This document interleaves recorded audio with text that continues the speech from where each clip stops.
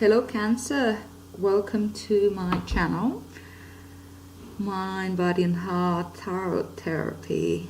I'm so happy to be here with you. I will do the reading for the month of April for the sign of Cancer. Sun, Moon and Rising. This is a general reading. If it resonates, it resonates. If it doesn't, it doesn't. There's always, like, usually the way it works for me is that if I find my way to a particular reading or a particular channel, there might be a message there for me. But sometimes, yeah, sometimes just kind of it happens that it doesn't resonate. I pre-shuffled your cards already, but I'm just gonna shuffle them a little bit more. I'm gonna allow the cards to pop out and see what's the energy for Cancer in the month of April 2019. So, how are you, Cancer? I trust you're well. Wow, alright. This is the moon, and seriously, there is a crab coming out of, this is not a crab, well, there's the Cancer coming out of the water, so I feel like this is a very personal card and energy for you, Cancer. Alright, let's see what else is there for Cancer for the month of April 2019. What is in the cards for Cancer? My dear Cancer. The natural nurturer of the zodiac. I love Cancer energy. Beautiful. Look at this. 10 of Cups. With the moon. What are you doing there, Cancer? Alright. I like the way you roll. Alright, what else is there for Cancer? The month of April 2019.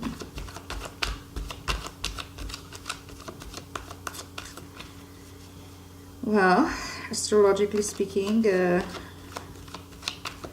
April seems to be a tough ride for many of us.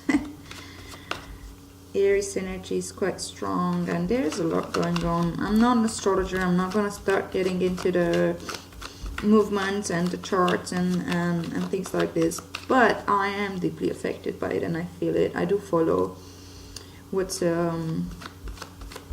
reports about, like, the current energies, and yes, it's tough. So yeah, I'm sure we're all being affected in different ways by the transits right now.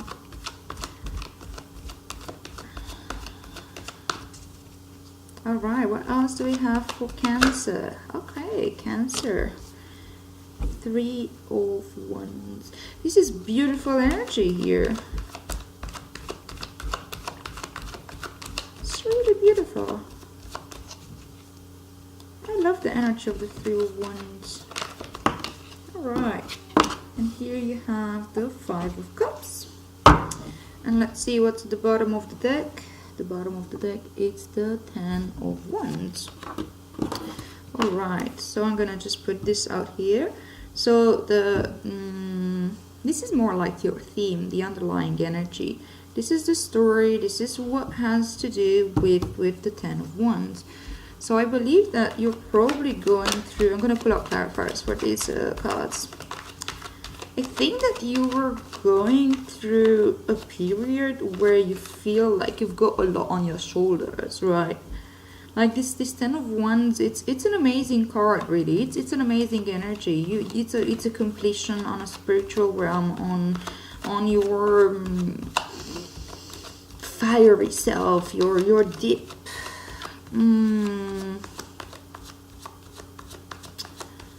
like what is it, like, very very true to your heart, very close to your heart, the way you identify yourself in the world, what makes you tick, what's your drive.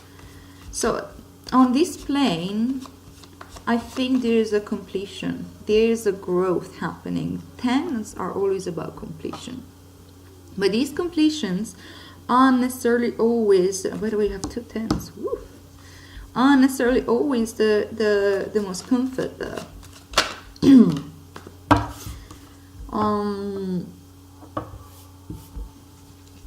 And the 10 of wands tend to feel like really like we've been doing so much, we've been carrying so much, we've been on and on and on and on with this journey or with this path that we're and the way we identify ourselves in the world, within ourselves, actually, if that makes any sense to you. And I think like, yeah, you've been carrying quite some burdens there. And the good part of this, like, that it's a 10 and it's a completion, is that it's about time for you to, like, this is going to end. Whatever you've been carrying and over carrying, whatever has been weighting on your shoulders way too much, that you thought you had to do it, whether it's about work, whether it's about relationships, whether it's about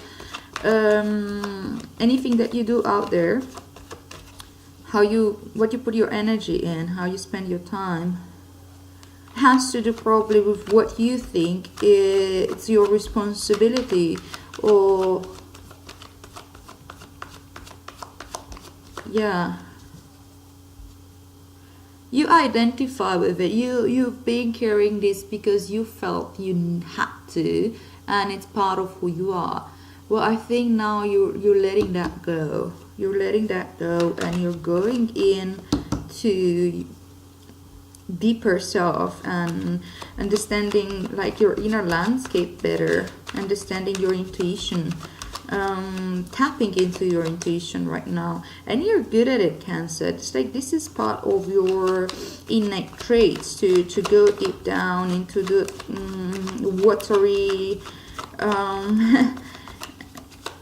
inner energy, which has to do a lot with emotions, which has to do a lot with fears. Ooh, Judgment with the 10 of Cups. Ooh, I like these dynamics.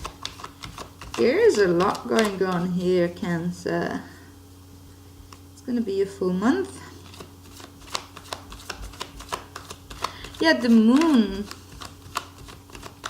Okay, we're gonna talk about it. Let me just like pull out the rest of the clarifiers to get the whole picture, and then we're gonna talk about it. I'm gonna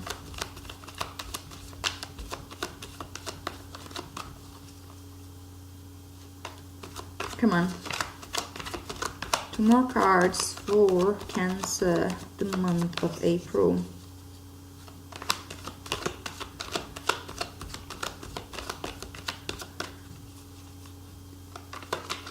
What else is there for April? All right. Wands, a lot of wands energy. And cups. It's wands and cups. It's like quite a journey. Ha! Beautiful. And to match your theme, the other bottom of the deck, this is you. This is you. Oh, how beautiful this is. Okay, so I think that in this journey of unburdening yourself from what you've been like carrying a little bit to that weighted a little bit too, sorry about that, heavy on your shoulders, and been like over identifying probably with things that you had to do that maybe weren't necessarily just on you, but you had to carry them because that's what you thought you had to do. And this comes with the Queen of Cups, and the Queen of Cups has to do a lot with emotions. So I think that in this case you've been like carrying some sort of emotional baggage, that, and you've been like maybe this person, this Queen of Cups, a little bit too much. The Queen of Cups is she's an empath. She's like very, very nurturing energy. She's a nurturing mother, an amazing therapist, very emotionally composed, feeling other people's emotions and learning how to guide them through to deal with them. And I feel like maybe you've been doing a little bit too much of this. The Queen of Cups also needs a lot of like time to recharge. She needs time spent alone to kind of like let go of other people's energy. When you're an empath and you take in a lot from other people, and I think like all signs, all water signs have a little bit of this, Cancer, a little bit more. Like this nurturing side, this emotional maturity and knowing how to dive in their emotions, and because they dived in so deeply into their own emotions, they kind of recognize it in everyone else, and it's very easy to kind of take it in and burden ourselves with other people's emotions. So maybe this story is about you learning to end this, because it's a 10, right? To take that space that you need in order to recharge and put boundaries. The Queen of Cups has to put boundaries, otherwise she can't operate into the world, because she's so sensitive, because she's so caring, because she's so nurturing, right? And sometimes we naturally kind of take upon ourselves other people's dramas and stories and emotions, and if we don't learn how to take time and space alone, then that can end up really, really overburdening us. And yeah, so in your current energy, you have the moon coming with the Six of Cups. And I think this speaks about your inner landscape. The moon has to do very much with your inner energy and your own journey and your intuition and your feminine energy, the yin. And it's also about confusion and fears and the actual path, you know. And given that you have this crab coming out of the water, which is like emotions, right? It's the emotional realm, and it's got this path all the way to the mountain somewhere up there. In the unknown, you can't really see where this path is going, and it's a little bit scary, right? But you feel compelled to do it, and then you have this like the dog and the wolf like howling at the moon and they're scary, they're like really, really scary, right? And this poor little creature comes out there, is like, how the fuck am I gonna pass through this? And I'm gonna go, where am I even going here? Am I doing this? But the wisdom that comes with the moon is like to learn how to befriend our fear and learn how to befriend our emotions, because once we pass through, these two embodiments of fear can become our allies instead of our enemies, and they will help you on this long path that you're probably thinking about right now. You know, it's happening. There's so much happening in your inner landscape right now, and I think it has to do with considering and reconsidering what is it that you want to, how do you want to actually live your life? Where is your path going? How to be more authentic and true to yourself, and allow more of your inner landscape to come out into the world, right? Allow your emotions to have their own authority in a way, and to trust your emotions a little bit more, and live more authentically, right? Like accommodate the parts of yourself that had only been kept inside you. You never really allowed them to show up. on the outside. And maybe, yeah, I feel like this was the struggle right now for you. And this has to do also with like the way you relate to other people, the way you relate with your past, with people from your past, with your home environment, memories, things like this. I think that things that come from your past are starting to show up into your psyche, into your unconscious mind, and they need room for expression. And they, yeah, this is like, I think it has to do with basis for relationships into your current life, into your present life, based on what was the model for relationship that you had in your childhood, and the way people interiorize or externalize their emotions. Cups is also about emotions, and so you have these two people here, like being kind to each other and sharing stuff, and it's a beautiful energy. But sometimes our model for relationships or basis for relationship in our childhood wasn't a great role model, and we can internalize a lot from that. And maybe this is what's trying to come out, like expression, and it needs an outlet. There's a lot of like trauma from the past. There's a lot of like we end up sometimes internalizing too much, being like very, very closed up, because we just don't know how to put out there our emotions without being perceived as drama queens, or without perceiving ourselves as drama queens. Sometimes we are our toughest critic, you know. And yeah, I think like this is what needs to come out right now.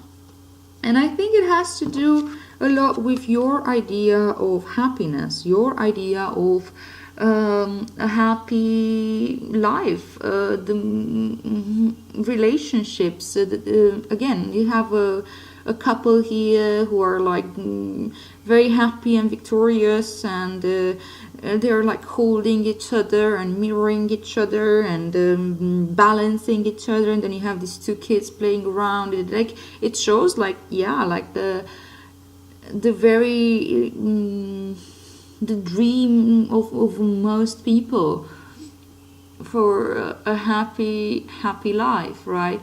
But I think in this case, like what shows up is like, okay, what was my model of the happiness up until now based on my childhood, and allowing an expression for this and allowing myself to kind of revisit that. And it comes with the Judgment card, right? It's like, yeah, like revisiting this concept of happiness. Why? What do I want from it? And by the way, I see like these people with their hands in the air, like waving at the world. And then you have these people with their hands in the air, waving, no, not exactly waving, but embracing the judgment from this angel who's like coming to bring up the light, you know. And it's like a resurrection. It's a new beginning. It's your soul's awakening here, and your soul's assessment. So I think that, yeah, and this is 10 again. It's a completion. I think one concept, an idea of happiness that you've been carrying from early childhood and had been stuck somewhere in your subconscious, and now is looking for a way to express itself and come out in order to let go of it in a way. And it's time maybe to let go of this concept of happiness that you've been carrying and create a new one, you know. Making space for a new one. Because you're not the same person you were back then, and you've experienced so much, and probably repeating patterns and thought patterns and attracting the same kind of environment based on your early childhood. Well, that needs to change, and it doesn't need to change because it's a duty or a heaviness to it. It's just that it comes naturally after a while, you know. This is part of the process, and we can reach our idea of happiness, as long as that idea of happiness is grounded and it makes sense to who I am on the inner landscape as well. Because if I just put on myself like ideals and expectations that other people may have for me, and I take that as a model of what's the happiness should look like, then I'm setting myself up for failure, because I don't really believe in it. Okay, say for example, maybe I want to just have an amazing career, and I don't take care of my very deep personal needs, the needs of being loved, the need to be seen, the need to be, for intimacy, because I'm afraid of this, because maybe I didn't have the best models for that in early childhood. So I keep repeating patterns that are painful and hurtful. Therefore, I kind of try to cut off, and I believe that maybe happiness is to find that ideal person that will save me from all my trauma and past, and I don't know, the amazing career or whatever. But we don't really end up understanding that the happiness actually comes from a much deeper place, and it's something that we need to learn to relate to and create a new model for it. And this is why it comes with the judgment. And then you have the Three of Wands with the Eight of Wands. The Three of Wands is like, it's an amazing energy. It's somebody that's like taken the decision, has done the processing, has done the understanding, it's done the planning, and it's ready for the journey. The things have been set in motion. He called in the ships, and the ships are coming. The support is coming. The things started getting manifested, and this is like rapid movement. The Eight of Wands is a very like rapid movement energy. And I think it has to do with like, after all this processing at the emotional level and clearing out a little bit of this like old patterns, old emotional baggage that has to do with early childhood. Once that's kind of like being cleared out and the model of happiness being revisited, somehow you create space for something really new. And it's one's energy. Again, it has to do with your inner drive, with your passion, with your will to live, with your journey into this lifetime. So you're in this place of yes, I know where I'm going, and I'm making it happening fast. Things are starting like moving for you. And I think it has to do a lot with your mindset and your inner landscape. But when one's energy is involved, it can immediately have an application into the way we relate to the world. Yeah. And this leads to this, again, going back to revisiting emotions and loss and grief and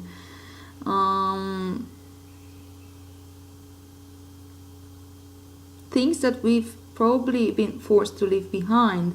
This is sometimes can be a more gentle process, sometimes can be less gentle process. Depends also on each person's personal story and childhood memories. Some of us have a happier childhood, some of us have a less happy childhood, some of us have access to like better role models in terms of relationships and emotions and learning how to cope with emotions. Some of us have like the worst role models out there, and we're like working our entire lives to recover from that and find out a way to cope with this. But once this process is done and when things start like being set in motion, you end up having this like emotional freedom in a way that you haven't had before. It's a 5, so it's after you've you had the structure in a 4. When the 4 of Cups has to do a lot with emotional balance and emotional structure, having a basis for working with them. And then you're expanding a little bit and you realize that there's a lot of space in there and you don't really know what to make of it, and that can feel a little bit like unstable.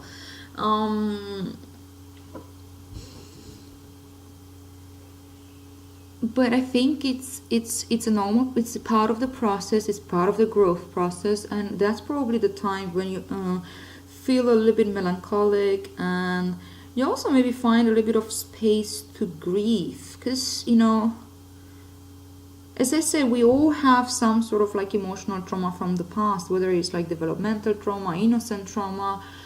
This is kind of the process of life, and most of the time we kind of just like go very fast with life and with everything, and we're just like going there in survival mode, trying to cope with the fears and with the life, and we never really stop a little bit to allow ourselves to grieve the losses from our past, the loss of something that you might have had and is not there anymore, like a person that maybe had left you or died, or maybe you're just missing out on a beautiful childhood. Like you see the people around having like a much better emotional coping skill mechanism. And sometimes we need to take a little bit of space to have compassion for if we did lack that emotional balance and stability as a model in our childhood. We can take some time to have compassion for ourselves and grieve a little bit that loss of what could have been, if things weren't like that. Of course, it's difficult, like to not get lost in this, but I think it's coming with the Four of Wands, and by the way, 3, 4 of Wands, and 5. Wow, these cards are 10 and 20. Ooh. I think this comes like allowing yourself that moment of grief comes with having to do again with the structure of life, the structure of family, but it's creating at the same time a structure, because as you're allowed like these cups to kind of spill out, and you can refill them with something new. There's a river here, and you still have 2 cups there, like you're not completely empty, but allowing this to kind of like fall over, and you can refill them with something new. That brings structure, that brings a happy, this is a very happy card. And by the way, look at all these people waving around their happiness. This is like the 1111 card, the card of manifestation, and this is the card of like real happiness. And this could be also marriage, so it can be like revisiting, allowing space for new understanding of relationship, of marriage, of foundation of life, the foundation of like your inner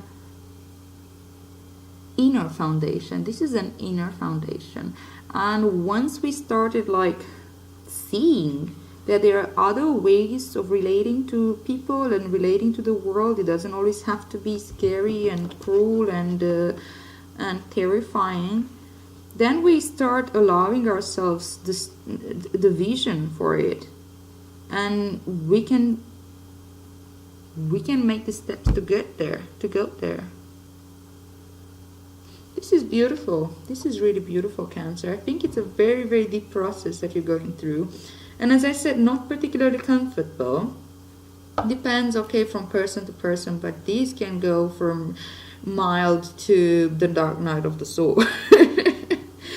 And yeah, like working with childhood memories and fear, and outlet for expression, and like this deep path and deep concepts of happiness and loss and burden and and how to take care of ourselves here. But it's an amazing process, and I think you would do so much like growth out of this, and you're creating the foundation that you need, and you're learning how to give yourself the space that you need to better take care of yourself, to allow yourself to recharge, to allow yourself to breathe in and clear out all these other people's emotions, expectations, needs, and just nurture yourself. Turn that very, very nurturing nature of yours towards yourself rather than other people at this point. And yeah, start like revisiting what happiness means to you, and allowing that to create a new structure within yourself. Call in your ships. They're coming, and they're coming in fast. Very beautiful reading. I'm so happy to see this. I'm very, very curious to see how this would work out for you. I hope it resonated, Cancer. I'll leave it at that. Very happy to have this conversation with you. If you resonated with this reading, please like, share, and subscribe. And I'll see you again next time. Have a wonderful month.